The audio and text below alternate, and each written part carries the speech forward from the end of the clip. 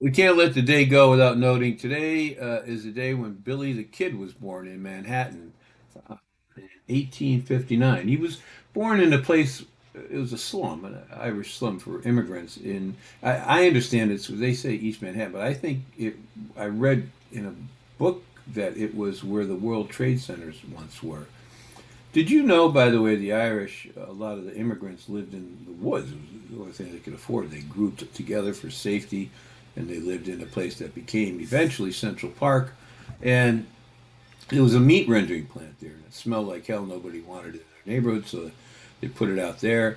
And they sold the corned beef because corned beef, we get a different you buy a different sort of corned beef in the store, but it's hard to make. You got to boil it for hours and tenderize it. It's a lot of work.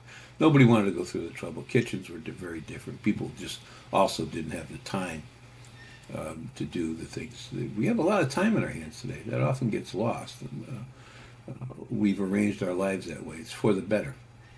Anyway, they sell it to pig farmers or for virtually nothing to the Irish who could afford virtually nothing. And that's where you get this whole corned beef and cabbage thing. Anyway, he took his mother's name, which was Bonnie. He liked the name Billy Bonnie. His mother was Catherine. His father disappeared. They were called, these Irishmen who came to America and left their families, they were called railroad widows. They said, well, I'm going to go join the railroad and I'll send you back money every week. It was the last they saw. Uh, you can't blame them. Life was hard for them. These were rural people. We're talking about now the first wave, the 1840, 1850 wave. They were rural people. They just were not prepared to live in these massive cities. And in fairness, the discrimination that you hear about against Irish Catholics was real, and it was violent for a long, long time. It kind of more or less tapered off in the 1870s, but it was still around for a while after that. Anyway, they moved out west. Billy also took, he may have taken the first name Billy from his mother's longtime companion, Billy Antrim. And anyway, they moved out west. Miss Antrim, Billy's mother died. She was a washerwoman. She took in laundry and cleaning laundry. He left, and he took up jobs as a ranch hand. His brother stayed with Bill Antrim, and the brother's family, I'm pretty sure, traces of it, are still in Texas.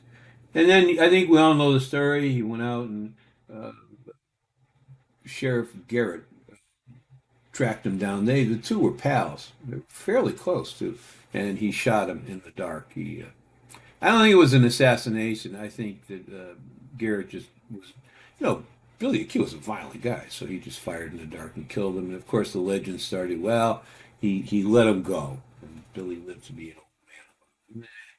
There's really no hardcore proof of that, and it's what we do to legends. No one wants a legend to die, so we've done it to him and a lot of other people. It's how you get the Kennedy assassination. How could one nut with a gun take out such a great man? So we build legends. Well, it's a conspiracy. So anyway, happy